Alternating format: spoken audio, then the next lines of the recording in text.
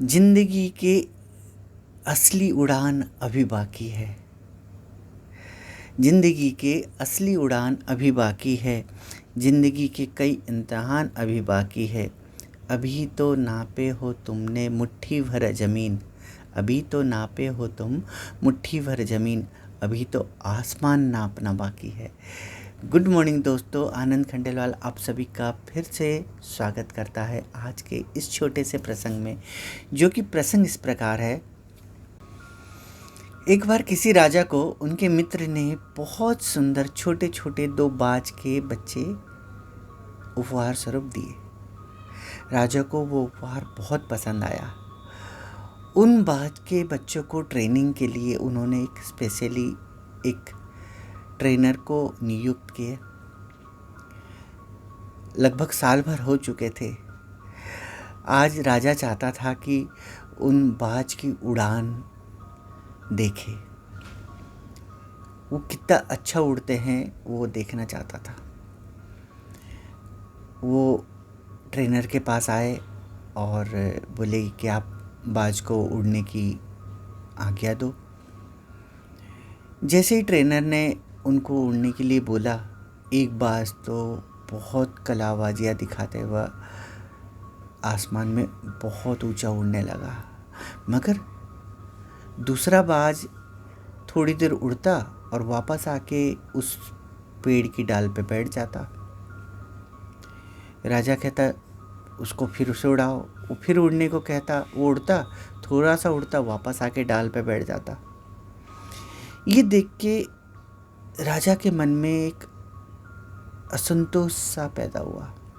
वो बोला कि दूसरा बाज तो सही सही उड़ रहा है, मगर ये बाज क्यों आके पेड़ पे बैठ जा रहा है। उसका दिल में न जाने वाले से कुछ प्रॉब्लम सी होने लगी।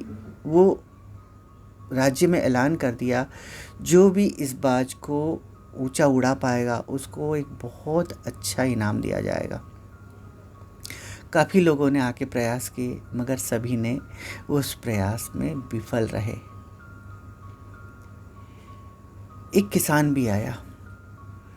उसने कुछ ऐसा किया कि बाज, जो दूसरा बाज है, वो भी उड़ने लगा, वो भी ऊंचे उड़ने लगा।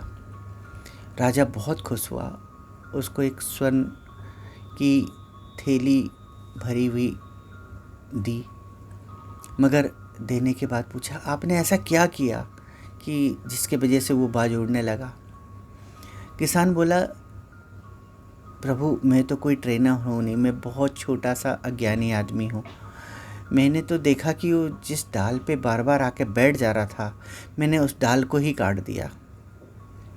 मैंने महसूस किया उसको उस डाल से बहुत प्रेम था।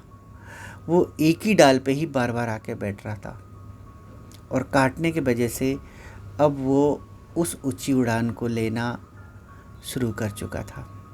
तो दोस्तों, अक्सर हमारे साथ भी ऐसा होता है।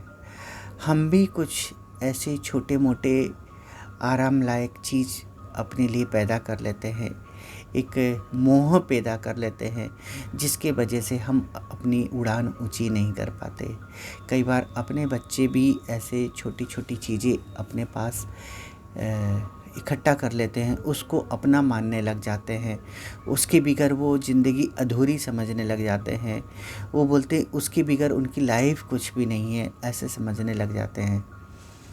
तो हमें उस चीज़ को हटाना होगा उनके पास से, उस डाल को काटना होगा, अगर हमें उनको एक ऊंचे ओहदे पर लेके जाना है। तो कई बार हम कुछ जो जॉब करते हैं, कुछ ऐसे ओहदे को चिपक के बैठ जाते हैं जिसके वजह से वो आगे नहीं बढ़ पाते। तो उन्हें ढूंढना होगा ऐसा कौन सी वो डाल है जिसके वजह से वो आगे नहीं बढ़ पा रहे हैं। तो हमें हर समय उस डाल को ढूंढते रहना पड़ेगा और समय समय पर उस डाल को काटते रहना पड़ेगा।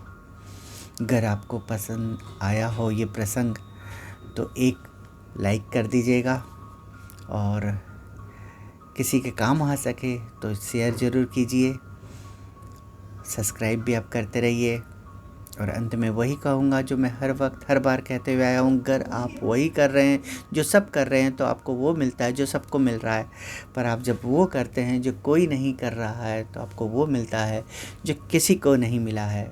बहुत बहुत धन्यवाद, बहुत बहुत आभार। वंदे मातरम।